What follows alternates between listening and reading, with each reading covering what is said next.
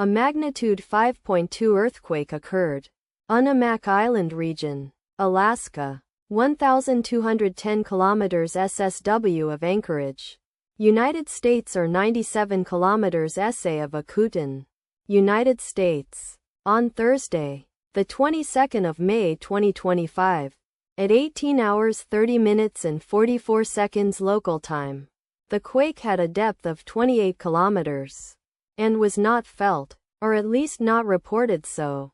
Data source from EMSC. Did you feel it? Let us pray. May the earthquake that occurred not affect our brothers and sisters there. May the earthquake not happen again. And may God protect everyone. Amen.